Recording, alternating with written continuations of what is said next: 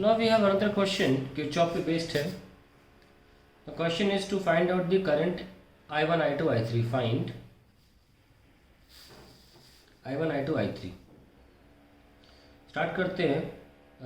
हम ये देख सकते हैं कि बाकी तो करंट तो चार्ज कर रहे हैं, अंदर जा रहे हैं. ये इकलौता करंट है जो डिस्चार्ज हो रहा है. और ऐसी इक्वेशन बेटर रहती है जहाँ पे करंट बाहर निकल रहा हो. तो हम इस ब्रांच का, इस लूप का पहले इस्तेमाल करेंगे. तो लूप का नाम ले लीजिए DEFCD.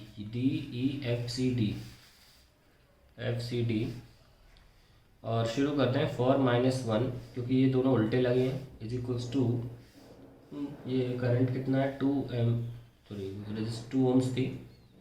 So we have 2 I3 की जगह मैं पहले I1 + I2 लिख लेता हूँ, क्योंकि हम देख रहे हैं कि I3 के 2 हिस्से हो रहा है, I2 और I1 में. तो अन्य से 3 इक्वेशन बनाने का मतलब नहीं है. ये जब 2 इक्वेशन से काम आसानी से हो रहा है. ये करंट, ये देखो ऐसे, और ये एरो हमारे मुताबिक ही जा रहा है. तो 3I2, तो we have 3 = 2I1 + 5I2 as a first equation. We can again use the same arrow and go into the bigger loop, क्योंकि इसमें भी देखो दोनों में करंट एंटर कर रहा है. तो बेटर है कि वैसा लूप लें, सिंपल वाला. तो उसमें फॉर -2 = 2I1 + I2 हमने I3 की जगह लिख दिया. और फिर बाद में 4I1. तो 2 = 2I1 + 4I1 is 6I1 + 2I2. That is the second equation. आप चाहो तो इसको कैंसिल भी कर सकते हो. 1 = 3I1 + I2. ये सेकेंड इक्वेशन बन गई हमारी. ठीक है. अब क्योंकि सिंपल सी इक्वेशन आओ सॉल्व कर लेते हैं. 3 = 2I1 + 5I2. और इसको 5 से गुणा करके लिख दो. 5 = 15I1 + 5I2. पहले लिख दो गुणा करके, कि हमने मल्टीप्लाई करा 5 से. ठीक है. Minus minus minus cancel. That is -2 = -13I1. तो I1 कितना है 2/13 एम्पियर. ठीक है. अब आप क्या कर सकते हो, पहला पार्ट तो हो गया. तो I2 कितना है 1 - 3I1. That is 1 - 3 × 2/13. 13 - 4 9/13 एम्पियर. ये लीजिए. और I3 जो है वो दोनों का सम है, I1 + I2. नहीं 13, 6 है, 6 7/13 है. Now we add the 2/13 + 7/13, so we get 9/13 ampere. And those are the 3 equations. Now what we can do, अब मैं आपको एक बढ़िया चीज़ दिखाता हूँ. आप इसकी जगह पर एक शॉर्टकट यूज़ कर सकते हैं. आपको शॉर्टकट लगेगा नहीं, लेकिन जब आप यूज़ करने लग जाएंगे तो शॉर्टकट लगेगा.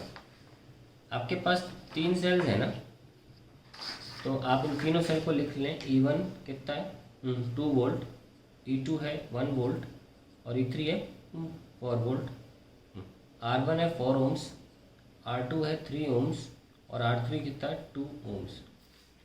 क्या होता है कि हम तीनों ब्रांचेज में इक्विवेलेंट EMF निकाल सकते हैं. यानी कि ये वोल्टेज, ये वोल्टेज हमको पता है, सब तीनों ब्रांचेज पैरेलल में है. तो AB के अक्रॉस, FC के अक्रॉस और ED के अक्रॉस हमेशा सेम वोल्टेज रहेगा. वो हम निकाल सकते हैं. कैसे, देखो कैसे. V equivalent is E1 R2 R3, E2 R1 R3 and E3 R1 R2. बहुत सिंपल है. जो सफिक्स लिखोगे उसके अलावा बचे हुए R में डाल दोगे. 2 तो 1 3, 3 तो 1 2 अपॉन, यही रिपीट करना है नीचे.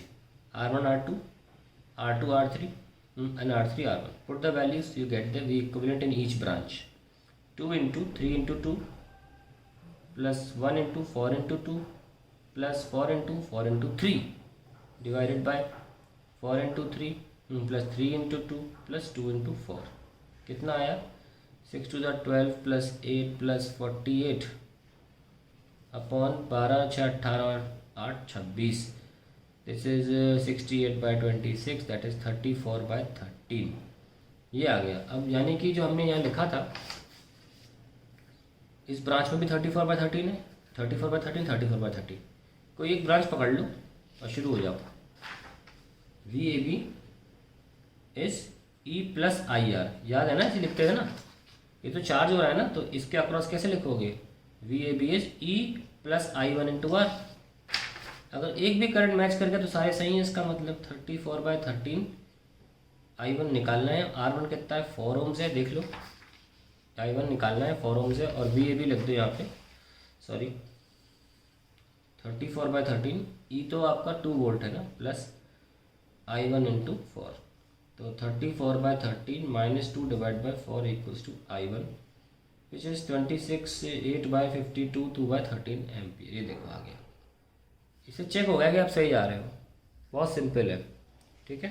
3 वाले में ऐसा करना चाहिए, बाकी भी आप सॉल्व कर सकते हो। इसे एक और करके दिखा देता हूँ। VFC is E+E2 plus I2 R2। Diagram आपने बना लिया होगा, आप देख सकते हैं ये भी चार्ज ही हो रहा था, FC वाला भी, तो प्लस लिया है मैंने। कितना है 34/13 माइनस वोल्टेज 1 था, ये 1 है, इसलिए मैं इधर ले आया 1 R2 कितना है, R2 3 है, तो ये मेरा I2 तुरंत आ गया, देख रहे हो। 13 वहाँ ले जाओ, 34/13 21/39, दैट इज़ 3 7 से 3 13 से, देखो ये भी आ गया ना तुरंत।